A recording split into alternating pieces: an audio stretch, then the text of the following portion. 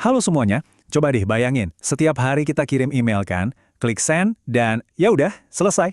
Gitu aja. Tapi, pernah nggak sih kepikiran apa yang sebenarnya terjadi di balik layar pas tombol itu kita tekan? Nah, hari ini kita bakal bongkar perjalanan rahasia sebuah email.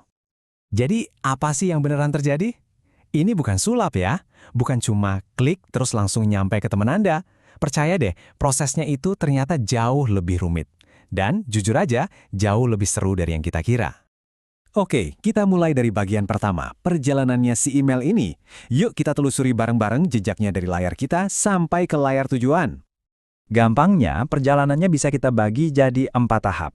Pertama, jelas kita ngetik emailnya di aplikasi kita. Kedua, server kita yang mulai kerja, ngirim email itu. Ketiga, nah ini dia, emailnya mulai berpetualang di internet. Dan terakhir, sampai deh di kotak surat tujuan.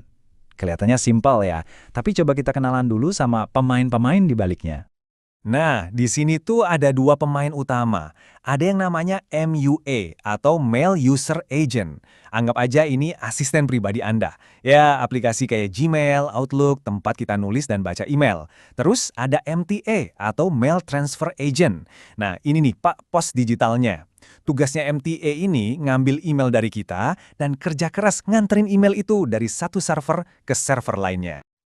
Oke, sekarang kita masuk ke bagian yang paling penting. Ini nih, sebuah fakta yang mungkin bakal mengubah cara pandang Anda soal email selamanya. Kalau ada satu hal yang perlu Anda ingat dari sini, ini dia, intinya.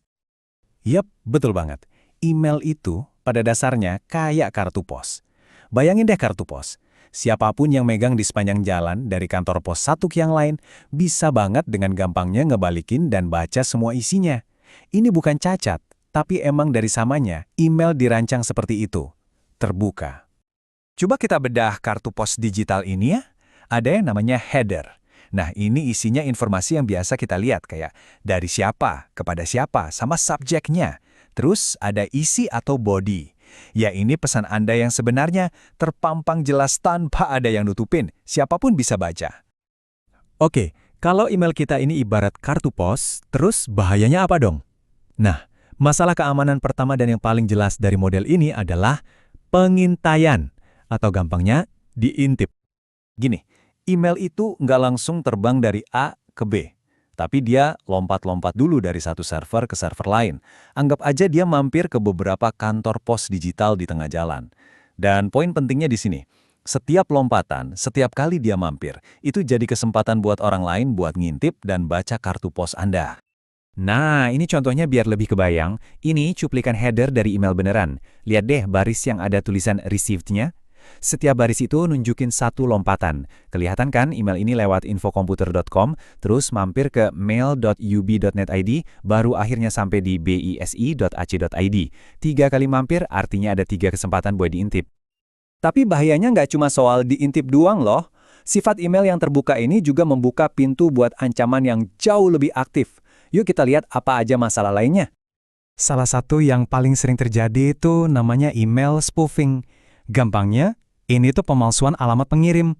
Karena sistemnya terbuka banget, jadi gampang banget buat bikin email palsu. Nah, ini nih alasannya kenapa kita sering dapat email yang kelihatannya dari bank atau dari temen, padahal bukan. Tentu aja, sistem yang terbuka ini juga jadi pintu masuk buat spam. Ya, email sampah yang udah kita kenal semua lah ya. Dan ada juga serangan yang lebih parah, kayak mail bombing. Coba bayangin, ada orang yang sengaja ngebom inbox kita dengan ribuan email sekaligus biar servernya down. Nah, itu dia, mail bombing. Oke, kita udah ngomongin semua masalahnya. Mungkin kedengarannya agak serem ya, tapi tenang, ada solusinya kok.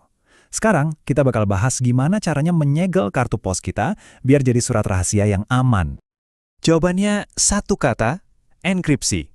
Anggap aja, enkripsi ini proses kita ngambil kartu pos tadi, terus kita masukin ke dalam kotak baja, dan kita gembok. Pesan kita diacak jadi kode rahasia, cuma orang yang punya kunci yang pas yang bisa buka dan baca isinya. Terus, gimana caranya kita dapat kotak baja sama gembok ini? Nah, salah satu alat yang paling terkenal itu namanya PGP. Singkatan dari Pretty Good Privacy. PGP ini intinya adalah sistem gembok dan kunci digital buat email kita. Dia yang mastiin, bahkan kalau ada yang berhasil ngintip email kita pas lagi loncat-loncat antar server, yang mereka lihat cuma tulisan acak yang nggak ada artinya sama sekali.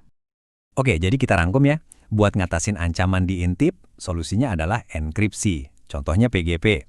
Buat masalah pengirim palsu, solusinya tanda tangan digital buat buktiin identitas. Dan buat spam atau mail bomb, andalan kita ya filter yang canggih di servernya. Jadi setiap ancaman ada lawannya masing-masing. Nah, jadi begitulah perjalanan tersembunyi sebuah email. Dari cuma ide di kepala kita, sampai jadi kartu pos digital yang keliling dunia. Sekarang, muncul satu pertanyaan penting. Setelah tahu betapa terbukanya perjalanan ini, Anda yakin mau mempercayakan kartu pos Anda ke siapa? Coba direnungkan ya. Sampai ketemu lagi.